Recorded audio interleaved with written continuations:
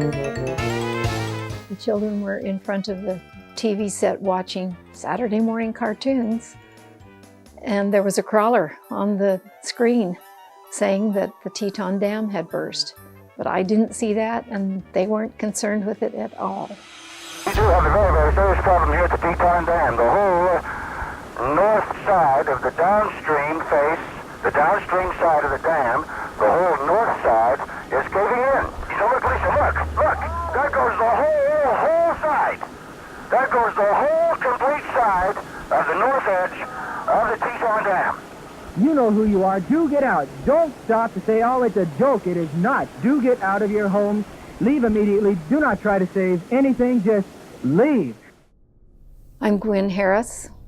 I was about 30 years old the summer of the flood of 1976, and I had 4 children. So this was an important event in our lives. I heard a lot of sirens. I saw a lot of cars and vehicles going up and down my street, but I was so busy on a Saturday morning with my children and the housework that I usually did on that day, so I wasn't paying attention. It was a neighbor that called me and said, the Teton Dam has broken, we need to get to high ground. She doesn't drive, so I knew she was very concerned. I was not. So I thought, I will drive her to higher ground so that she feels safe. So I loaded my children in the car with nothing else, but picked up my neighbor with my children, and we drove to the hill. And then I began to be concerned because I could see a lot of traffic.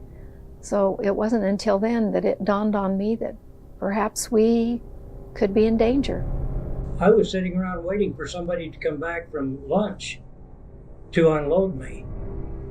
And I heard this screeching noise of a vehicle. And I recognized that there's my dad's pickup.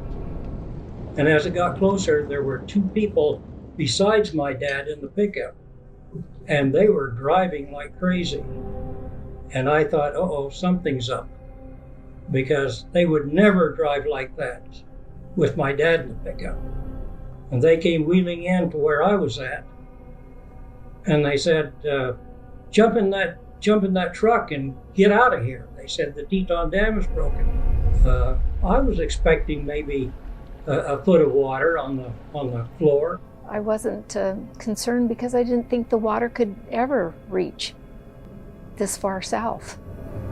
I did not know how much water was behind the dam. There were people that had binoculars that were sharing them as we stood on the lawn of someone's home. And I had a pretty good view through the binoculars of our home and neighborhood, and could see the flood with all of the logs, the debris, tractors, animals that were just rolling. So I saw the water hit our home. People weren't saying very much. We'd say, could you see your house? Yes, it's gone. It was just shock and a numb feeling. I was able to come back probably 2 days later. Roger, my husband Roger, did not want me to go back into the flood. He said, I don't want you to see it. I said, I have to go back and see if there's anything that we can save, retrieve. I was concerned about my wife coming back to seeing the devastation, because we had worked so long and hard to gain what we had, and to have her see the piano that we had refinished and completely ruined, all of the furniture, everything that we had planned for. It was bad enough that she experienced getting out while the flood was coming. I mean, it was tough for me. I had a difficult time. And I was trying to spare her. I was pretty sick, just so discouraged looking at all of the damage. We've lost everything. I realized that there were some things that could never be washed up and saved. My piano was one of them. A lot of appliances couldn't wash enough mud and dirt out of those for them to function again. But at the same time, there were a lot of neighbors. All of my neighbors were in the same predicament. So we tried to help each other, cheer each other up. I had a neighbor who raised her flag every morning and lowered it to half staff through the summer as we were all trying to recover. But I think the Teton Dam flood in Rexburg was a starting point of how to be organized, how to be some of the first responders. And I think our church learned a lot of how to respond to disasters and calamities. We see much of that help happening now around the world as the humanitarian services jump to action to help people. If they decided to build the dam again, I'd be in favor of it.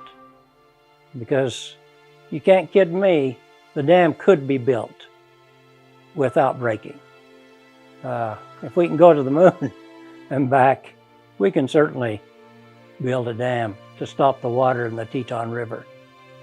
But I doubt that it'll ever be done, but we learned a lot. And you have to look at the positive. You have to. But you can't forget the negative either.